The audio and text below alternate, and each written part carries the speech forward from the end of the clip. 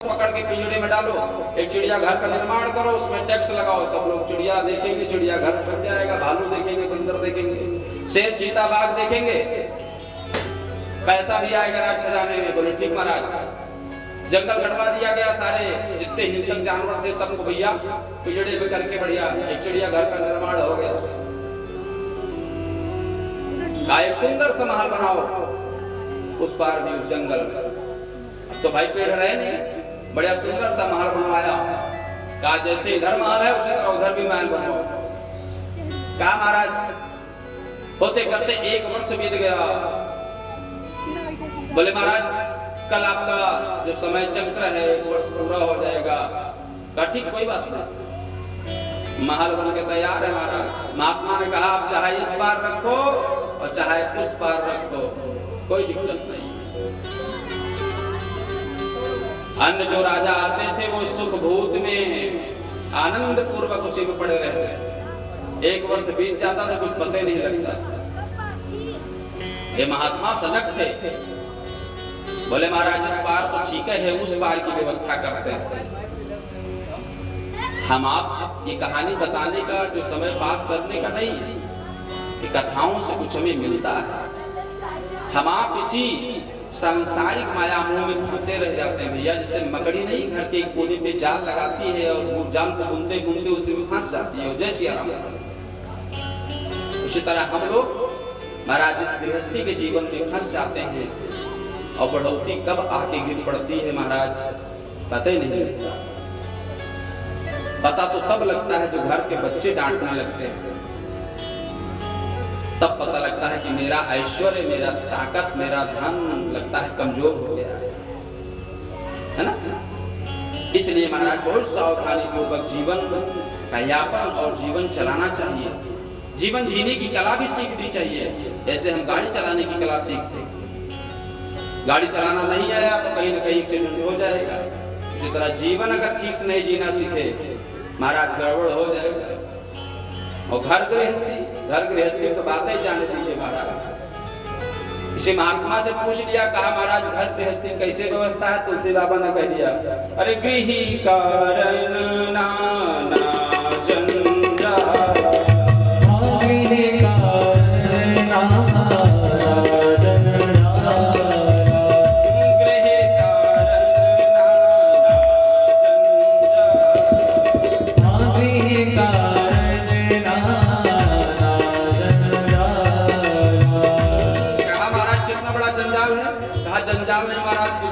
जंजाला है, बहुत बड़ा जाला है। अरे कितना बड़ा क्षेत्र कर सकते, इसका भेद नहीं कर सकते क्या? कहा नहीं महाराज भेद भी नहीं कर सकते। कितना बड़ा है? कहा अति दुर्गम शैल विशाल, अति दुर्गम शैल विशाल, अति दुर्गम शैल विशाल।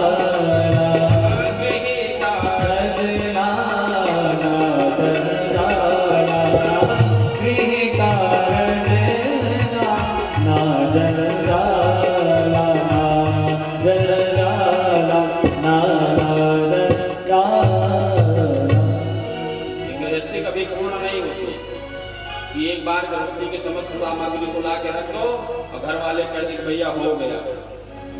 जब जब आप बाहर जाएंगे तब तक एक समान कम रहेगा।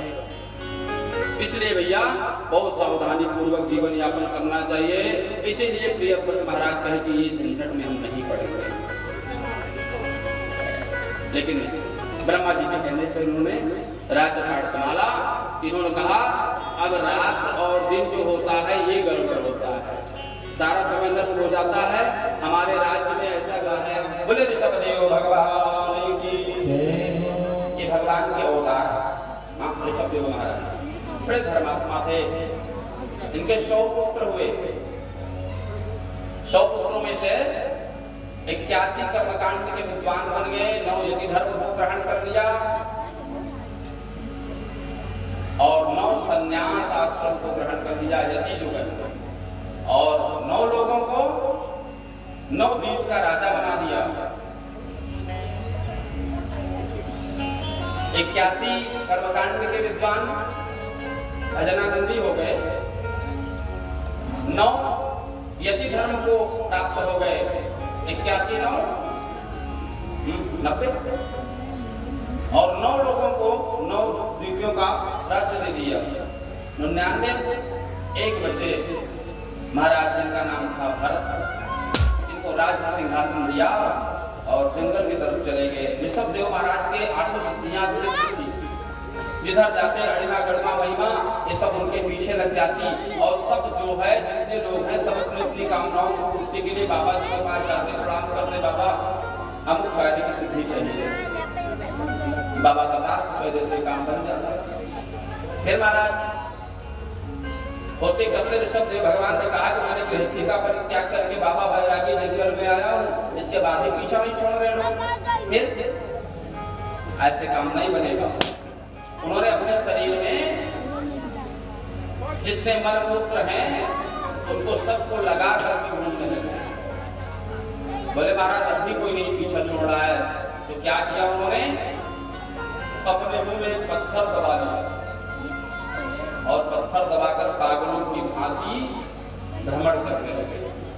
अब जो गंदगी पूरे शरीर में लगा लिए, मुंह में पत्थर डाल लिए, सब लोग कहने लगे कि अब पागल हो गए। बोले महाराज ये क्या है? बोले संसार सागर इसी तरह है। आप किसी काम के अगर रहोगे तो संसार वाले आपको किसी न किसी काम में लगा देंगे, और जब आप किसी काम में रह ही नहीं जाओगे, पागल हो गया, छोड़ो इनका बात, इनसे कुछ न करो। नहीं कुछ है बाहर वाले दरवाजे पर बैठा देंगे कि बाबू की खटिया ये लगावा, कम से कम जे आई पूछे, यही काम। इसलिए संसार बड़ा विचित्र है महाराज। जब तक आप किसी के काम के हो तब तक आप भी पूछे महाराज, जिस दिन आप किसी काम के लिए रह जाओगे, संसार सागर कोई पूछने वाला नहीं। ऋषभ देव जी यही शिक्षा देते हैं कि संसार बड़ा विचित्र है, इसके चक्कर में मत पड़ो। सारी व्यवस्थाओं को करने लगे। एक दिन सायंकाल का समय था, नदी में गए, असुर भगवान को जल दिया, सूर्य उपस्थान किया, चक्षुर देव हिदम पुरस्ता चक्र विचरण से सर्वास्तम जीविम सद्गुण सुरयाम सरदह शतम भूयश्च सरदह हरदाद।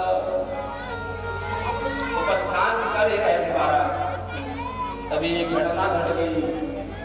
एक गर्भणी मृगी जल पीने की इच्छा से आई, पीछे से एक सिंह ने उदहाड़ मारा और हिंदी डर के मारे छलांग मारती नदी उस पार चली गई महाराज, और उसके पेट का जो बच्चा था उसी नदी में गिर गया। अब भरत जी से देखा नहीं गया, बच्चा कभी पानी के नीचे जाता, कभी ऊपर आता, कभी नीचे जाता, कभी ऊपर आता। पूजन छोड़ के दौड़ के गए, उसे उठा लिया, आश्रम में ले आए, और छोटा सा बच्चा था, बड़ा प्यारा था, उसको दुग्धपान कराया। अब चैतन्यता युक्त हो गया बच्चा, उछलने लगा, कूदने लगा, बड़ा स्नेह करने लगे उससे। महाराज सारी बात बनने लगी, पूजन पाठ में कम मन लगने लगा उस बच्चे को कि देख रेख में ज्यादा मन लगने लगा।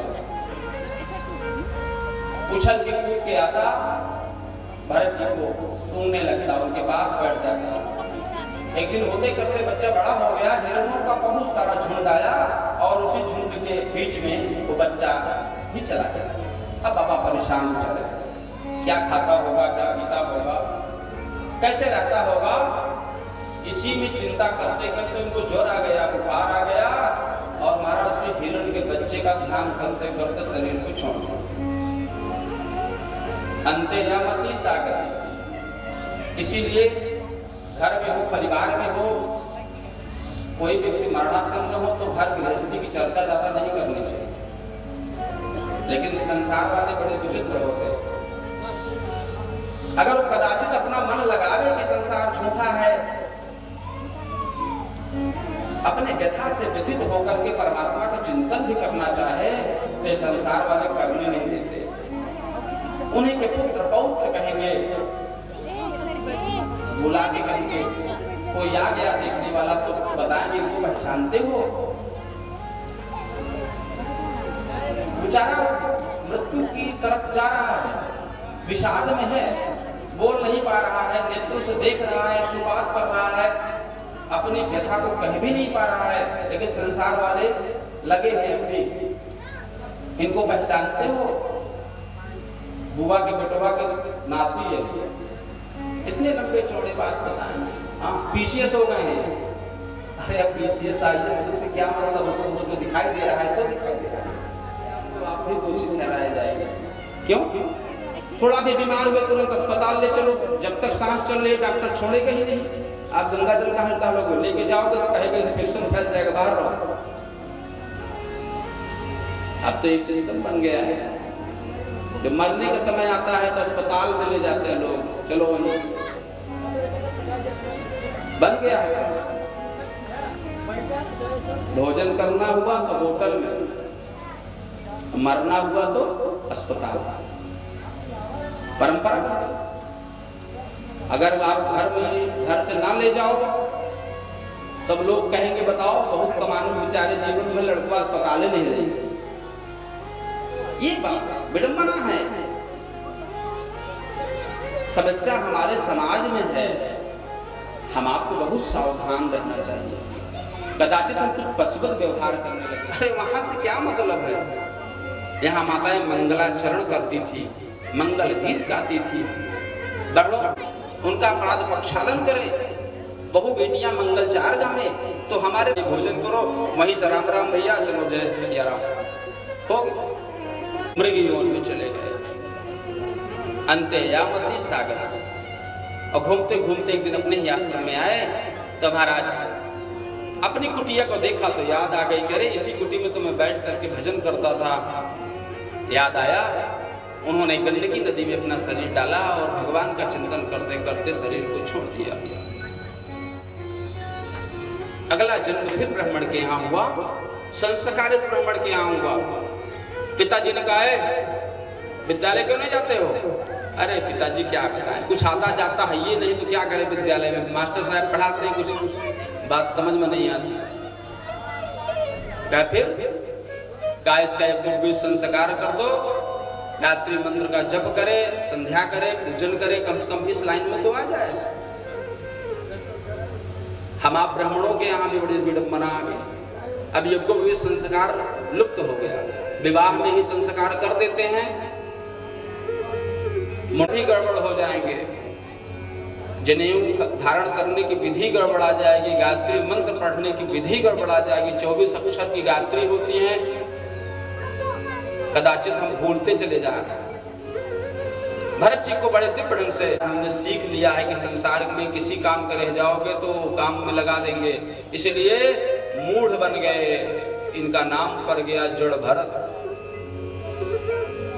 खेत में खूब काम वाम करवाओ इनसे, खेत में गए बेचारे, चिड़ियों को हड़ाने की बात आई तो कहा ना ना ये हमारा थोड़ी ना, परमात्मा का दिया हुआ अन्न भी है और परमात्मा का बनाया हुआ ये पक्षी भी है।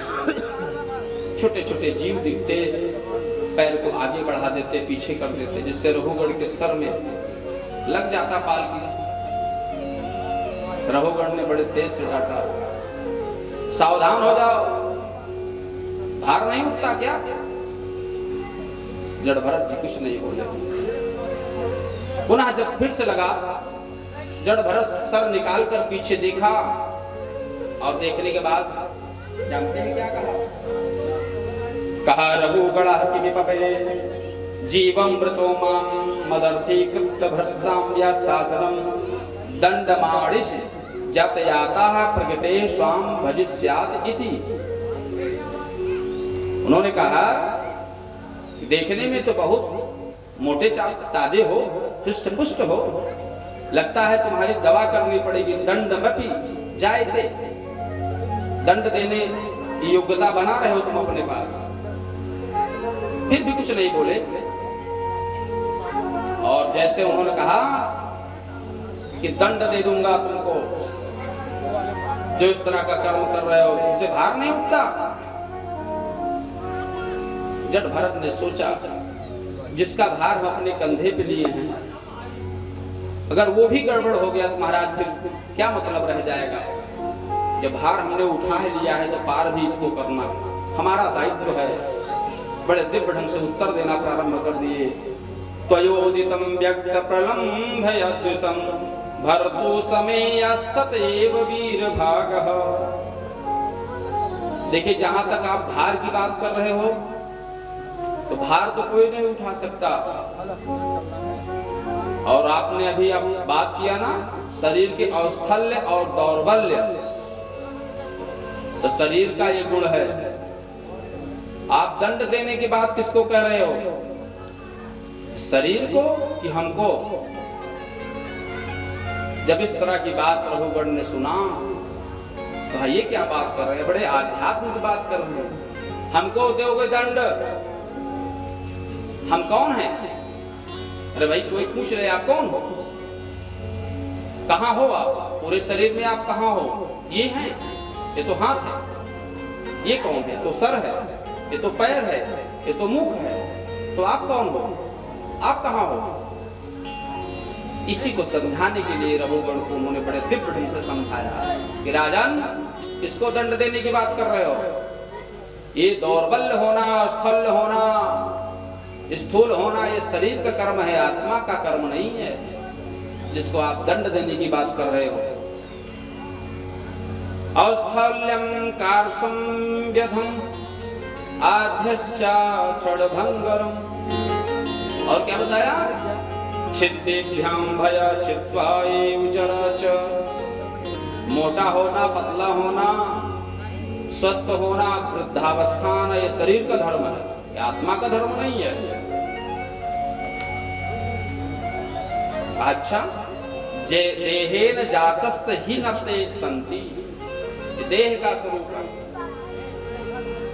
रघुगण ने फिर से पूछा, कहा महाराज ना, अरे जैसे नीचे आग जला दो, थोड़ी सी ऊंचाई पे एक बटलोली रखो, बटलोली में पानी डाल दो, उसमें चावल डाल दो और नीचे से ताप कर दो, तो उस पानी गर्म होगा, फिर पानी गर्म हो जाएगा तो चावल भी गर्म हो जाएगा, तो उसको कष्ट नहीं होगा, चावल पकेगा नहीं। कहा बहुत सही आपने कहा, लेकिन ये न तो चावल है, न तो पानी है और न तो अग्नि है।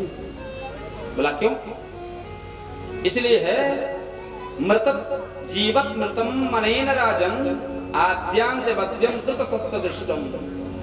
ये जीवात्मा न मरती है और न नष्ट होती है, न अग्नि में जलती है और न तो वायु से सुखा सकती है। गीता में बड़ा सुंदर कहा गया।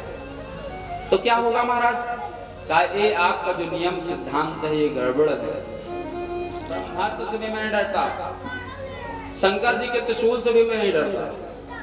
अच्छा, न्यान्यार्कशोमा नीलवित्त पात्राः, भीषण अग्नि से भी मैं नहीं डरता, लेकिन ब्राह्मण के क्रोध से मुझे बहुत डर लगता है। कहीं आप ब्राह्मण देवता तो नहीं हो? कंधे पे पड़ी जनेऊ को देखा, यज्ञोपवीत को देखा, प्रणाम किया।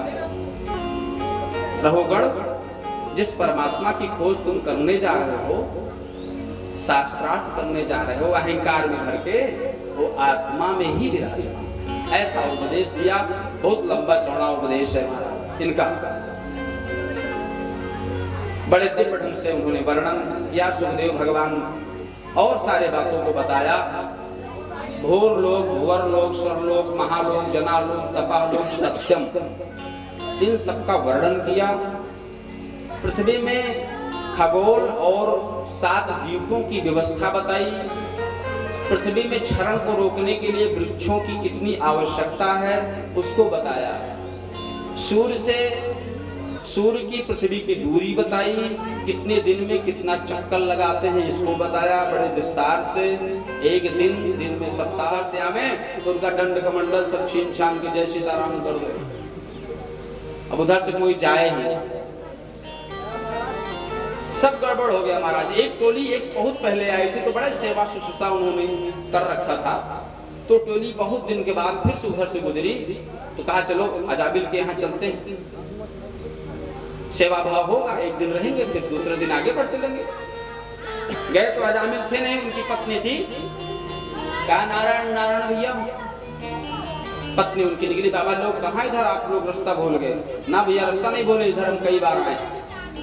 अच्छा, बड़ी सेवा भगत होती है यहाँ पर, बड़ी चकाचक भोजन प्रसादी होती है।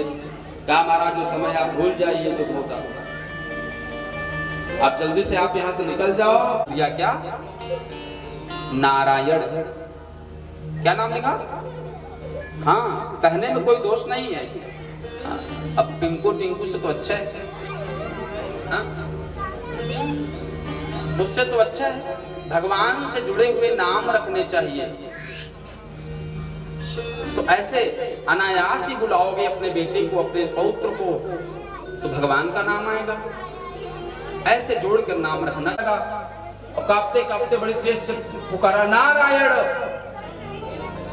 बुलाया अपने बेटे। पहुंच गए और जो काले झंडे वाले यमराज के पार्षद थे उनको पीट पीट करके भगाए। वहां से इस्तीफा। बोले क्या हुआ? कहा महाराज आप पापी से पापी व्यक्ति का हम प्राण लेने। बोले महाराज गड़बड़। कहा रे महाराज महापापी था वो, अभी है। अच्छा हाँ, एक चीज हुआ, अंत समय में उसने नारायण का नाम लिया। कहा फिर आपने बड़ा गड़बड़ कर दिया। और ये सारे संवाद को अजामिल सुनो। उसके लिए नरक नहीं है, भगवान का दिव्य धाम है। इस सब परिचर्चाओं को देख करके सुन आई तो नेत्र खुला तो बड़ा आश्चर्य हुआ उसको। करे बड़ा गड़बड़ हमने कर दिया जीवन में।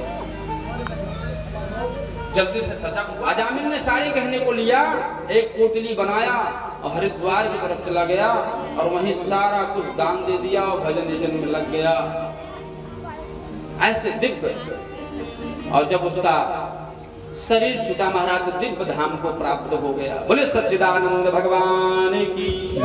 लेकिन एक बात है, ये कब होगा? जब अंत समय में परमात्मा का नाम आवेगा। लेकिन आता नहीं है। जन्म जन्म मुनि जतन करा,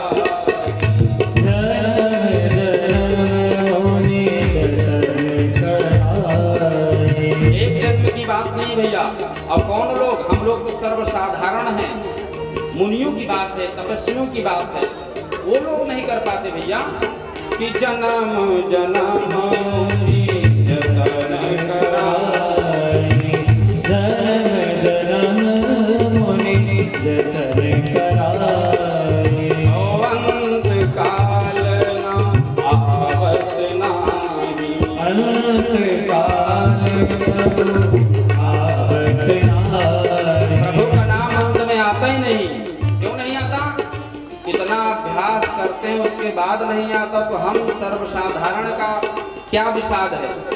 हो ही नहीं सकता। तो उसके लिए क्या करना चाहिए? परमात्मा का नाम लेना चाहिए। क्योंकि परमात्मा का एक नाम है दयालु। दया करते ना ऐसे कि मैं तो जपूं सदा तेरा नाम दयालु दयालु, मैं तो जपूं सदा तेरा नाम दयालु दया करो, मैं तो जपूं सदा तेरा नाम दयालु दया करो।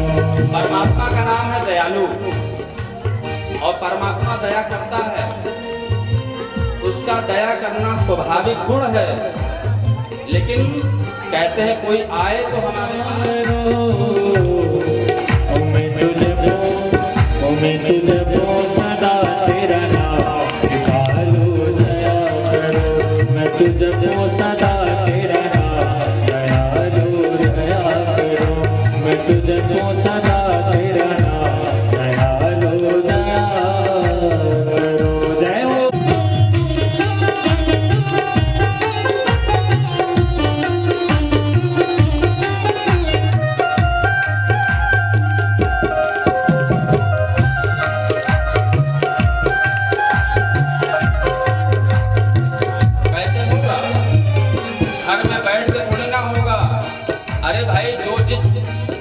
व्यवस्था को जानता है उसके पास जाना पड़ेगा। जो जिसका ज्ञाता है उसके पास जाना पड़ेगा। ये मिलेगा कहाँ? घर में गृहस्थ में नहीं मिलता भैया। कहाँ मिलेगा? साधु संत की संगत देना, साधु संत की संगत देना, साधु संत की संगत देना, साधु संत की संगत लोक में जाओगे तो वो जैसे पूजन करते हैं, जैसे भजन करते हैं, जैसे यजन करते हैं, उसी तरह आप देख देख के समझ जाओगे। हाँ, वही संस्कार आपके अंदर प्रवेश कर जाएगा और वही संस्कार को देख करके आपके बच्चे भी उसी तरह कर्म करेंगे, तो आपका जीवन सुधरेगा, आपका कुल खानदान सुधर जाएगा। और नहीं करोगे तो महाराज जैसे करोगे आप वैसे पाओगे आप। तो किसका संगत करना चाहिए?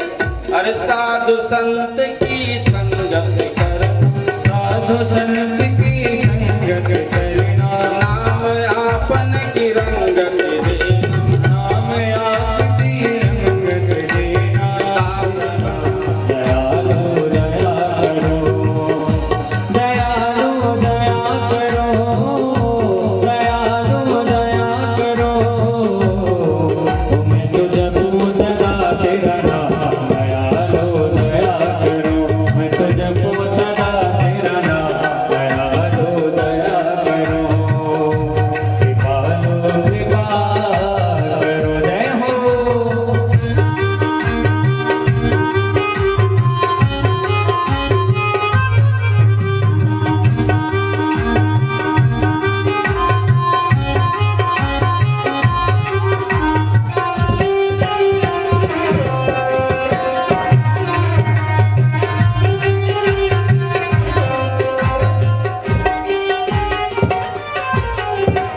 और क्या मांगा?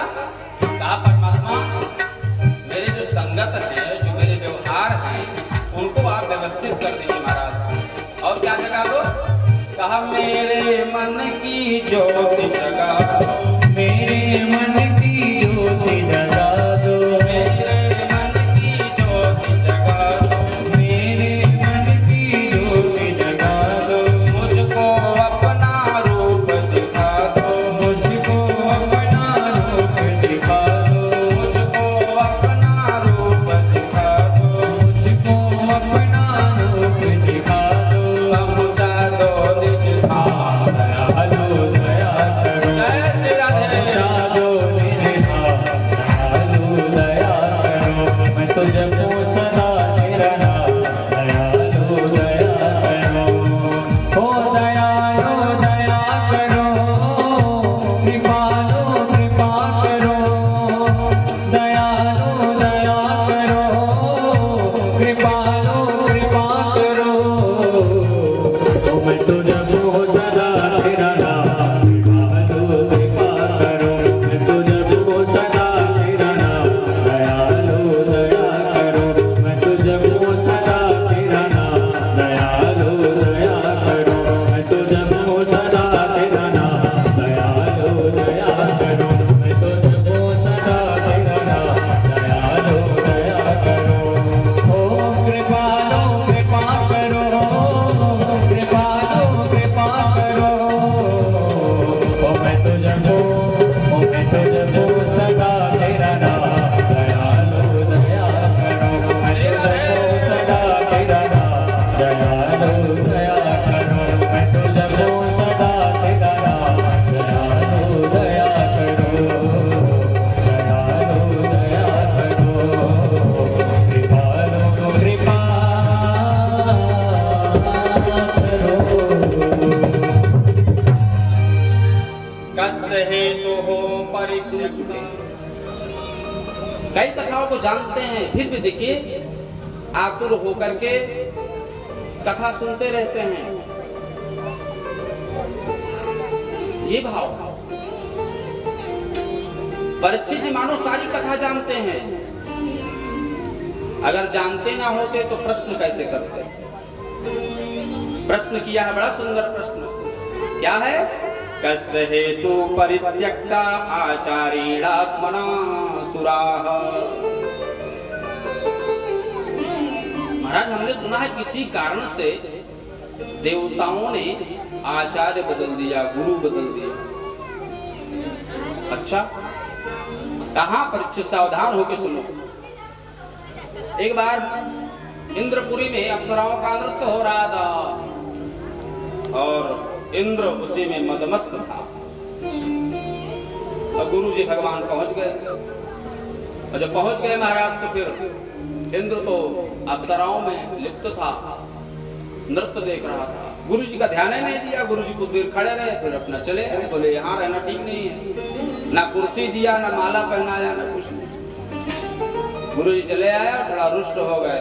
घर में कहा सुनो मैं बाहर जा रहा हूँ, कोई आएगा पूछेगा तो बता देना कहीं गए। इंद्र की सभा शांत हो गई। लोगों ने बताया गुरु जी आए थे, चले गए। इंद्र दौड़े दौड़े गए बृहस्पति महाराज जी के घर, तो वहां पता लगा गुरु जी है ही नहीं। बड़ी विडंबना हो गई भाई, अब गुरु जी के बिना काम कैसे चले। अपने लोगों में मंत्रणा किया, बोले भाई गुरु जी मिल नहीं रहे, कैसे काम हो। इंद्र ने प्रस्ताव रखा, कहा चलो ये गुरु जी नहीं मिल रहे हैं तो किसी दूसरे गुरु जी को ढूंढ लिया जाए। अब पता न लगाने लगे वो कि ऐसे ही विद्वान कौन गुरु होंगे। तो ढूंढते ढूंढते भैया पता लग गया, त्वष्टा ऋषि के पुत्र मिले विश्वरूप जी महाराज। अब उनके पास गए, आग्रह करने लगे भैया आप हमारे गुरु बन जाओ। विश्वरूप ने तैयारी नहीं किया, कहा ना ये हमारे बस का नहीं, गुरुवाना वाला काम हम नहीं कर पाएंगे, हर व्यक्ति की बस की बात नहीं है। तद्विश्वरूपं भजता सुविप्रं तपस्विनं तस्मनावनन्तं सभाजितोऽर्थान् सददात गुणा यदि छत्रवित्तं तसेव कर्मः। ने मना कर दिया और क्या कहा, का आचार्यो ब्रह्मणो मूर्ति पिता मूर्ति प्रजापते। तो ऋषि ने समझाया, कहा बेटा देखो ऐसा है, कोई गलत काम तो करवा नहीं रहे और देवताओं का मामला है। अब गुरु अगर बनाना चाहते हैं तो बन जाओ।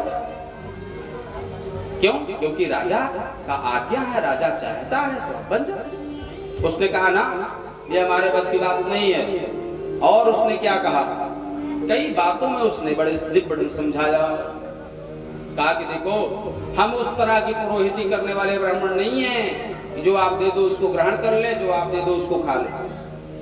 ये भी नहीं मैं करता, मेरे शर्त हैं। क्या बताया? कहा बहिर्गतिम धर्मशील ब्रह्मचर्य उपाव्ययम्। मैं ब्रह्मचर्य से रहता हूँ, नियम से कानून से संध्या गायत्री से युक्त हूँ। अकिंचनानाम ही धर्म सिलोक्षणम। और सुनो, हम किसी का दिया हुआ दान और अन्न नहीं ग्रहण करते। बड़ी सुंदर बात बताई है। देखिए हम गृहस्थ जीवन में रहने वाले व्यक्ति जितने हैं, उनके यहाँ जो दोष होता है वो अन्न में दोष होता है। अन्न के दोष के निवृत्ति के लिए पहले हमारे यहाँ समाज में बड़ी सुंदर व्यवस्था थी। अन्न की रास लगती थी और उसमें सबका भाग होता। सारे प्रजाओं को निकाला जाता, तब घर में उसका प्रवेश होता था। अन्न में बताइए दोष क्यों होता है? और अगर दोष होता है महाराज तो उसकी शुद्धि कैसे होगी? ये सारी चीज हमारे यहाँ विद्यमान है। उसमें से सबका भाग निकलना चाहिए। निकालने के बाद जब गेहूं का आटा बने,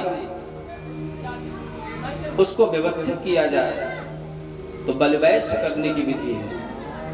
अन्न प्रसादी जब बन जाए तो उस अन्न का भोजन का बलिवैश्य, गोग्रास, शालिग्राम की मूर्ति का भोग प्रसाद, ये सब करने के बाद तब कहते हैं कि नाभ्यायाशीदं गरीक्षगं शीष्णौ द्यौः शबवर्तत। या तुदीयमस्तु गोविंदं तुभ्यमेव समर्पयेत् गृहाणस्य मुखो भूत्वा प्रसीदत् परमेश्वर। हे परमात्मा, ये आपका ही दिया हुआ है, पहले आप ग्रहण करो, उसके बाद हम ग्रहण कर लेंगे। माताएं जब रोटी बनाती चूल्हा में तो एक छोटी सी टिकैया बनाकर अग्नि में डाल देती थी। वो बलिवैश्य का सूक्ष्म रूप है। सब गड़बड़ हो गया। बलिवैश्य नहीं करते, गोग्रास नहीं निकालते, शालिग्राम को भोग नहीं लगाते, तुलसी दल नहीं डालते, तो भोग कहाँ से लगेगा? तो अन्न शुद्ध कहाँ से होगा? जब अन्न नहीं शुद्ध होगा तो मन कहाँ से शुद्ध होगा? और जब मन शुद्ध नहीं होगा तो भजन नहीं होगा, और भजन नहीं होगा महाराज तो कल्याण होने वाला नहीं। हम अपने आप को भले बनाए रखेंगे महाराज। हनुमान चालीसा का पाठ बहुत कर दिया, नहाई तो पहले हनुमान चालीसा का पाठ करते हैं। बात यहाँ नहीं होती, बात अपने कर्म की होती है। त्वष्टा का पुत्र विश्वरूप ने यही कह दिया, क्या कह दिया? अकिंचना नाम हिदरम। बोला क्यों? लोग क्षणम मैं ग्रहण करता हूँ।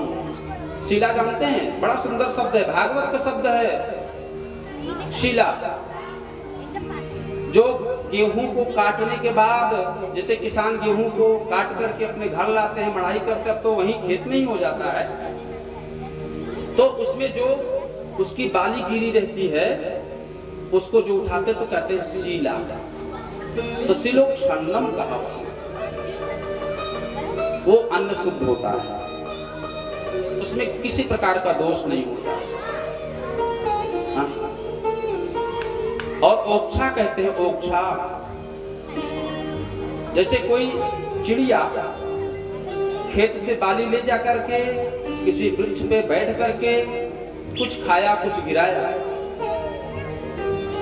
तो जो वहां पड़ा रह जाता है या मड़ाई करने के बाद जो गेहूं नीचे पड़ा रह जाता है उसको एकत्रित कर लिया जाता है, उसका व्यवस्था किया जाता है, तो क्या है? ओक्षा। शिलोक्षन्नम, तो उस अन्न में भी दोष नहीं होता। इसने कहा ना मैं अन्न नहीं खाता महाराज, यही शिलोक्षन्नम है। बहुत विद्वान था, बृहस्पति के बराबर ही विद्वान था, उसने नारायण कवच का उपदेश दिया, बड़ा दिव्य उपदेश, बहुत दिव्य स्वरूप है, इसका नाम है नारायण कवच।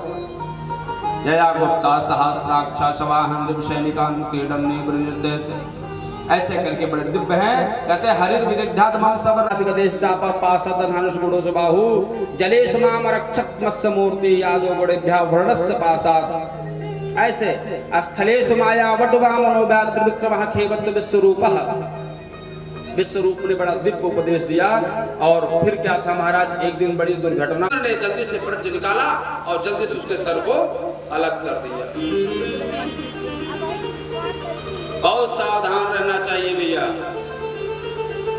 ऐसे ऐसे खतरनाक चेला मिल जाएं उनसे बहुत सावधान रहना चाहिए। कर दिया, इसीलिए बहुत गुरु मंत्र देने वाले चक्कर में नहीं पड़ना चाहिए। कहीं खतरनाक चेला मिल गया तो विश्वरूप की तरह गड़बड़े हो जाए। गड़बड़ी हुई गुरु को परिवर्तन करने से बहुत सावधान रहना चाहिए। जीवन में अपने खानदान में जो कुल के उसका बहुत गलत व्यवस्था, परेशान हो गए महाराज, अब कैसे जीवन यापन होगा। भागने दौड़ने लगे, कई भागों में बांटना शुरू कर दिया। पृथ्वी माता प्रकट हो गई, बोले इंद्र लाओ तुम्हारी ब्रह्म हत्या कुछ हम ले लें। तुर्यम छेद विहोरेण वरेण जुह्य द्रुमाः द्रुमाः वृक्षाः, वृक्षों ने ले लिया।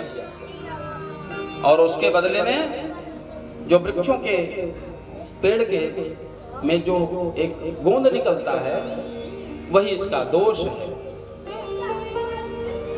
कहते हैं महाराज वृक्ष ने लिया, तेषां नृशंसरूपेण ब्रह्म हत्या प्रदर्शयेत स्वस्य कामावरे तुर्यं जुहुडो देवै स्त्रियाः। और तीसरे स्थान पर इन माताओं ने बड़े स्वीकृति पूर्वक इच्छा पूर्वक स्वीकार कर लिया।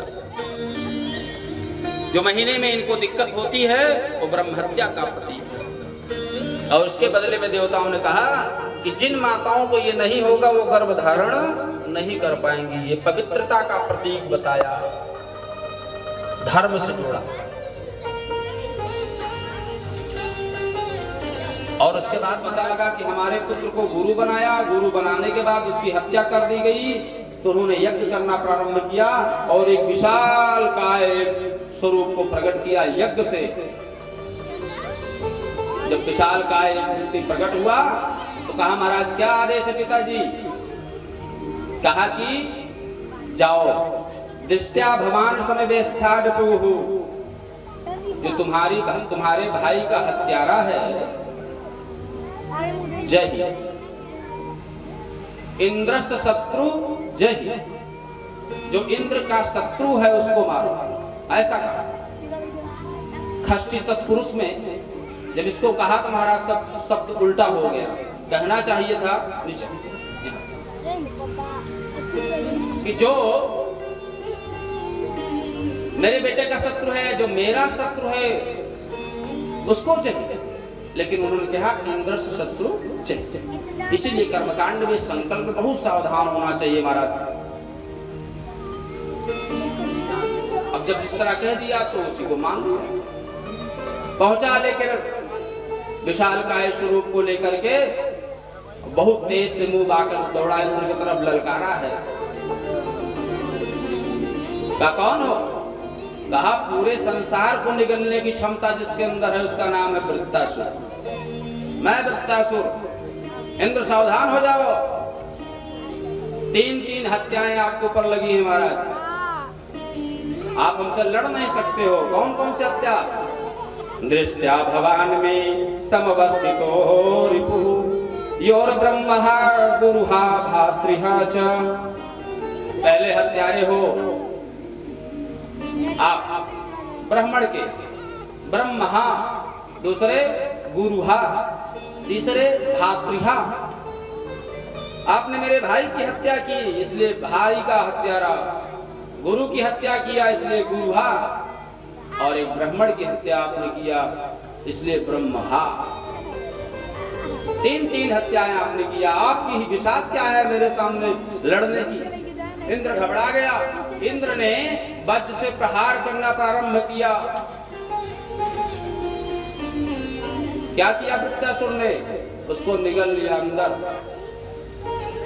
इंद्र को वज्र के सहित अंदर पेट में।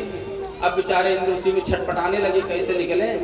तो उसी का जो भाई था विश्वरूप ने नारायण कवच का जो विद्या लिया था, उसी नारायण कवच की विद्या के द्वारा पेट को फाड़ करके वज्र से बाहर आ गया। अब पुनः प्रहार किया तो बड़ी तेज से वृत्तासुर ने गर्जना किया है, और जब बड़ी तेज से गर्जना किया तो इंद्र का वज्र गिर गया नीचे। अब इंद्र बेचारे परेशान, और वृत्तासुर ने कहा है निहत्थे पे मैं वार नहीं करूंगा, वज्र उठाओ। इंद्र की विषाद नहीं हो रही थी कि मैं वज्र को उठा लूं। तभी बड़े दिव्य भाव उसके प्रकट हुए हैं। उसी वज्र में भगवान का दिव्य दर्शन हुआ है वृत्तासुर को। बड़े दिव्य श्लोक है महाराज, भागवतम के ऐसे दिव्य श्लोक कहीं कहीं मिलते हैं। देखिए कोई महात्मा अगर भगवान का नाम ले तभी होता है कि महात्मा, और कोई राक्षस अगर भगवान का नाम ले तो अब तो विचित्र बात होती है। उसी वज्र में भगवान का स्वरूप का चिंतन करने लगा, और भी युद्ध का स्थल है, सामने शत्रु खड़ा है, इंद्र जैसा शत्रु, और उस युद्ध भूमि में उसने परमात्मा से चिंतन किया है, बड़ा सुंदर प्रार्थना किया है कि हम हरे तो पादैकमुन्नम कि दासानुदासो भविताश्च भूयः। और क्या कहा? कहा मनः पतेरा सुपते गुणास्ते अग्रणीत वा कर्म करोतु कायः। अच्छा, वज्र में उसको भगवान को दिखाई दिए। अब बताइए वज्र काहे से बना था? महात्मा के अस्थि से। और महात्मा भजरानंदी थे, महात्मा के शरीर में परमात्मा का वास था, इसीलिए उसको भगवान दिखाई देने लगे। अब वो हाथ जोड़ करके भगवान से कहने लगा, हे परमात्मा, हे सच्चिदानंद भगवान, अहम हरे तो पादैकमूलम। हे प्रभु, आपके पाद कदमों का एक मूल मुझे मिल जाए, छोटा सा सूक्ष्म मिल जाए, कृपा हो जाए। अच्छा चलो ना कृपा हो, आप ना मिले, आपका पाद चरण कमल ना मिले, तो एक काम कर देना, दासानुदासा भवताश्च भूयः। आपका कोई दास हो, उसी दास का अनुदास मुझे बना दो। नौकर का चाकर। क्यों? सुतम विषण्णा मनोरविंदाक्ष दृदीक्षते त्वाम। ऐसा मैं आपको देखना चाहता हूं। ऐसे सुंदर भावों को प्रकट किया है और भगवान प्रकट हो गए। महाराज भगवान का दिव्य दर्शन देखिए। दो चीज मैं बताऊंगा। एक तो युद्ध का समय, शत्रु सामने खड़ा है और ललकार रहा है। राक्षस प्रवृत्ति के होते हुए भी इस तरह की बात पूरे भागवत में कहीं नहीं आई है। बोलिए सच्चिदानंद भगवान की जय। इस तरह की बात हुई और जब तक वो ये सोचता रहा तब तक इन्होंने वज्र को उठाया और वृत्तासुर के दोनों भुजाओं को काट दिया। अब हाथ नहीं मारा, फिर भी पूरा मुख को फाड़ करके इंद्र की तरफ दौड़ा और इंद्र ने देखा तो उसको साधुवाद कहा है। इंद्र ने कहा वाह, रणभूमि में इस तरह की भावनाएं आपके अंदर प्रकट हो रही हैं। अहो दानव सिद्धोसी यस्ते मतिर्दिशा। हे दानव, आप धन्य हो कि तुम्हारी मति इतनी सुंदर है। क्या किया? निष्पक्षो यथा खगा खाद भ्रष्टो वज्रड़ा हताः। जैसे बिना पक्षी के, बिना पंख के कोई पक्षी उड़ने का प्रयास करे तो हाथ तो कट ही गया था महाराज। बिना हाथ के दौड़ा और इंद्र की तरफ दौड़ा तो इंद्र ने वज्र से प्रहार किया और फिर जय जय सीताराम हो गया। ऐसे दानव बड़े दिव्य दिव्य भाव के होते हैं। कहते हैं महाराज खड़े हो गए परीक्षित जी और सुखदेव भगवान से निवेदन करने लगे कि महाराज ये तो गड़बड़ हुआ ना। परमात्मा भी इंद्र का पक्ष लिए। अब बेचारा वो प्रार्थना कर रहा था तो गड़बड़ बात है कि वो देवता है तो देवताओं का पक्ष ले, वो दानव है तो दानव का निष्पक्ष करे। ये गड़बड़ हुआ। परमात्मा को इस तरह नहीं करना चाहिए था। ये परीक्षित जी का प्रश्न है। क्या देखो, भगवान कहते हैं कि बैर भाव से भी मैं मिल जाता हूं, स्नेह भाव से भी मिल जाता हूं। हाँ, ये मत समझो कि मैं सिर्फ स्नेह पूजन पाठ से ही मिलता हूं। एन प्रकारेण मेरा चिंतन करो बस। का गोप्या कामा भयात् कंसो। गोपियों ने कामना युक्त होकर परमात्मा का चिंतन किया तो परमात्मा मिल गए। और कंस भय पूर्वक परमात्मा का चिंतन करता था निरंतर। कहीं वो मुरली वाला काला काला हमको मारने वाला आ न जाए। तो कंस का भी था। अद्वेषश्चैवोद्वे नृपाः संबंधात् विष्णयास्ने द्यूयं भक्त्या वयं विभोः। विष्णुवंशियों को भी भगवान ने सुकृति किया। किससे? संबंध जोड़कर, चाचा बाबा नाना दादा भाई बहन का संबंध जोड़कर विष्णुवंशियों को भी सुकृति किया। कैसे आपके मन में ये बात आ गई कि राक्षसों का भगवान अहित चाहते हैं? राक्षसों के पक्ष से भगवान खड़े हो गए हैं और उनका उद्धार किया। बोले कौन महाराज? का हिरण्यकश्यप पुत्रम प्रहलादम केशव प्रियम। आप कह रहे हो ना, राक्षस कुल में प्रहलाद जी का जन्म हुआ। भगवान के बड़े भारी भक्त निकले। आप कह रहे हो कि राक्षस के यहाँ भगवान का भजन है? असंभव। कहा महाराज फिर? कहा बड़ी दिव्य कथा है महाराज, श्रवण करा दीजिए। परीक्षित जब जब कथा को सुनते ना बड़े दिलवन हो जाते। अब भाव कैसा था हमने उस दिन बताया ना। हाथ जोड़ लेते, खड़े हो जाते, सर को नीचे कर लेते, जी भगवान। ये वाली कथा कैसे? यस्यानुपंसान् अनुग्रहं सत्या शुद्धन्ति वै गृहः। बढ़ा चढ़ा के सुखदेव भगवान को खूब बढ़ाया चढ़ाया। महाराज आप बड़े महात्मा हो, आप बड़े ज्ञानी हो, आप बड़े वीतरागी हो, आप बड़े विद्वान हो। आपके नाम मात्र लेने से घर शुद्ध हो जाता है। इतने बड़े महात्मा हो। किम वह पुनर्दर्शनम स्पर्शनम पाद शौचनादि। क्या बात है? अगर आप विराजमान होकर गंगा की कथा रूपी गंगा अगर प्रवाहित कर दे तो फिर क्या बात हो जाए। ऐसे ऐसे परीक्षित जी कहते थे। सुखदेव भगवान कथा सुनाते चले। कहा जैसे हिरण्याकश्यपु का महाराज उद्धार हुआ, हिरण्याक्ष का उद्धार किया परमात्मा ने। हिरण्याकश्यपु पर शोध में यज्ञ करने लगा, तपस्या करने चला गया हिरण्याकश्यप। तो पत्नी ने पूछा भैया काहे वापस आ गए? कहा अपशगुन हो गया। बोले कौन सा अपशगुन हो गया? कहा रास्ते में जा रहे थे, शत्रु का नाम आ गया। कैसे? एक वृक्ष पर एक पक्षी बैठ करके बोला नारायण। क्या बोला? बोल लीजिए आप लोग भी। हाँ, कयाधु की समझ में आ गई बात। एक बात बताएं, जीवन में कभी भी इस तरह की व्यवस्था होती है तो इन माताओं की वजह से ही होती है। हमारे जो संबंध है वो पति और पत्नी के होते हैं। जीवन के दोनों पहिया होते हैं। हम सोचते हैं कि इनका दायित्व है, सारा भार इनके ऊपर डाल देते हैं और हम स्वतंत्र हो जाते हैं।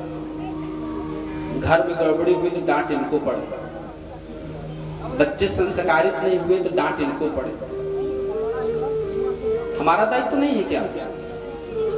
आपका दायित्व तो नहीं है कि घर संस्कारित हो, व्यवस्थित हो। पत्नी का अभिप्राय जानते हैं क्या होता है? पत्नी का मतलब ये नहीं कि घर में भोजन बनावे, चौका लगावे, छोटे छोटे बच्चों के नाक साफ करे, उनको पाले पोसे, गर्भ धारण करे, संतान उत्पत्ति करे। ये धर्म नहीं है। ये तो इनकी महानता है जो इस तरह करती हैं। शास्त्रों ने बताया है कि पत्नी का धर्म क्या होता है। पत्युपतारते पत्नी, जो पति को पतन से बचावे उसका नाम पत्नी है। अब पति का उसका भी दायित्व है। पातेति रक्षेति इति पति, जो पत्नी की सर्वथा हर रूप से हर प्रकार से रक्षा करे वो पति है, और जो पति को पतन से बचावे वो पत्नी है। चौका बर्तन करने की मशीन नहीं है। आज कयाधु के अंदर वो संस्कार आया और जैसे उसने बताया हिरण्याकश्यपु ने अब सगुन हो गया, कयाधु समझ गई। अच्छा अच्छा ठीक ठीक, जल्दी से झोली होली लिया, उतारा, एक लोटा में जल लाया। अच्छा वो पक्षी क्या बोला? बोला नारायण।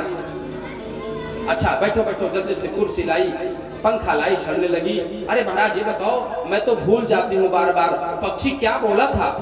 अरे कहा बताया तो नारायण। अच्छा ठीक, जल्दी से फिर उनके कपड़े व्यवस्थित किया, बिस्तर लगाया, भोजन प्रसादी दिया, पंखे झड़ने लगी। अच्छा वो पंछी क्या बोला था? बोले नारायण बताया। कितनी बार मैंने बताया? जलपान करते समय, भोजन करते समय। इतनी करते करते महाराज बिस्तर पर लेट गए, पैर दबाने लगी और कहा कि ये पति देवता ये बताओ पक्षी क्या बोला था? कहा नारायण। ऐसे करते करते कयाधु ने 108 बार हिरण्याकश्यपु से नारायण कहलवा लिया।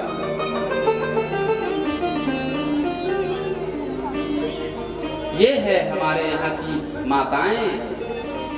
हिरण्याकश्यपु जैसे दुष्ट दुर्दांत तो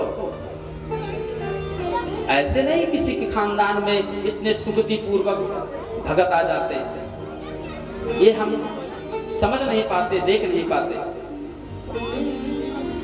और फिर क्या था महाराज, भगवान की कृपा हो गई, उसी रात में कयाधु को गर्भ आ गया। दूसरे दिन जल्दी से तैयार हुए हिरण्याकश्यपु और निकल गए जंगल में तपस्या किए। बहुत कठिन तपस्या किया। ब्रह्मा जी प्रकट हो गए और यहाँ जब गर्भ आया महाराज तो इंद्र ने कहा ये गड़बड़ है, शत्रु के पेट में गर्भ आवे, एक दुश्मन और पैदा हो जाएगा। इंद्र जल्दी से पहुंचा, कयाधु का हरण किया। नारद बाबा देख रहे, खबरदार, स्त्री का अपहरण करना बहुत बड़ा जुर्म होता है, हम इसको अपने आश्रम में ले जाएंगे। तो कयाधु को नारद बाबा अपने आश्रम में ले गए और वहीं पर एक छोटा सा बालक हुआ, उसका संस्कार किया बड़े दिव्य ढंग से महात्मा के बीच में। जब हिरण्याकश्यपु को लौट कर आना हुआ उसके पहले कयाधु को पहुंचा दिए थे। हिरण्याकश्यपु ने कहा मुझे कोई मार न पावे ऐसा वरदान दो। कहा ये नहीं दे सकता। कहो कुछ मांगो। कहा भैया न रात में मरूं, न दिन में मरूं, न ऊपर मरूं, न नीचे मरूं, न 12 महीने में मरूं, कभी मन ऐसा ऐसा मांगा, न जल में, न थल में, न अंदर, न बाहर, न दिन में, न रात में, न 12 महीने में, जो उसके मन में आया महाराज। और यहाँ तक मांगा, कहा न पशु से मरूं, न पक्षी से मरूं, हाँ न कोई मनुष्य मारे, ऐसा मांग लिया। अब कहा कुछ बचा ही नहीं है। आया महाराज, अपने पत्नी और बच्चों के बीच में आया और दिन घोष कर दिया कि हमारे राज्य में हमारे अनुकूल सारा कार्य हो। पापाचार, अनाचार, व्यभिचार, दुराचार, इसका पाठ पढ़ाया जाए। जो पुरानी पुस्तकें हैं सब हटा दो।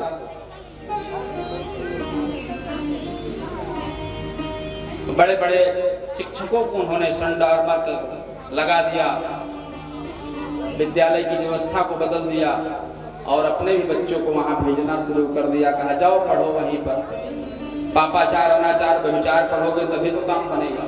ऐसा उसने किया। और फिर क्या था महाराज, एक दिन हिरण्यकश्यपु बड़े लाड प्यार से अपने बेटे को बुलाया, बेटे इधर आओ। एकदा सुरराट पुत्र पापम पांडव प्रपंच कथतां वस्य मन्नते साधु यद्भवान्। बेटा इधर अपनी गोदी में बैठाया और कहा ये बताओ साधु के लक्षण क्या होते हैं, क्या करना चाहिए जीवन में। तो प्रहलाद जी बड़े दिव्य ढंग से महाराज बताना शुरू कर दिए। त्वसाधु मन्न सुरवर्ष देहिनां तदा समुद्रग्निधाय यद्गृहात् हित्वात्मपातं गृह्यन्धकूपं वनं गतो यद्भरि माश्रयेत। पिताजी, इस संसार में रहते रहते, गृहस्थ जीवन में रहते रहते पति पत्नी पुत्र पौत्र का स्नेह जो है इसको छोड़ करके चौथेपन में वन को चला जाना चाहिए, ऐसा बताया। जो ऐसा बताया तो महाराज कश्यपु जी को, हिरण्यकश्यपु को बड़ा क्रोध आया कि संडमर को बुलाया, क्यों ये पाठ कहाँ है हमारे विद्यालय में जो आपने इनको पढ़ाया।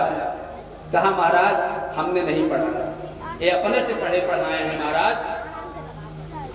कहा अच्छा, न मत प्रणीतम न परम प्रणीतम। महाराज हमने इसको कुछ नहीं पढ़ाया, मैं तो वही पाठ पढ़ाता हूँ जो आप पढ़ा, जो आपने कहा है। ये तो पढ़ा पढ़ाया अपने से ही आ गया। अच्छा, डांट फटकार लाठी से पढ़ाई कराओ। कुछ दिन बीता, हिरण्यकश्यपु फिर प्रहलाद जी के पास आए और अपने पास बुलाए, बेटा ये बताओ कि जीवन में सबसे उत्तम व्यवस्था काहे की है। अच्छा, प्रहलादमच्युतां तात स्वधीत किंचन उत्तमः। क्या उत्तम है जीवन में, बताना शुरू कर दिया। पिताजी सबसे उत्तम व्यवस्था जानते हैं क्या है? क्या? भगवान की भक्ति। और बढ़िया दिव्य ढंग से कहा कि कितनी प्रकार से, किस किस प्रकार से भक्ति मिल सकती है परमात्मा की, वो बताया कि श्रवणम कीर्तनम। क्या करना चाहिए? श्रवणम कीर्तनम विष्णोः स्मरणम पाद सेवनम। 9 प्रकार से परमात्मा का चिंतन, भजन और प्राप्ति हो सकती है।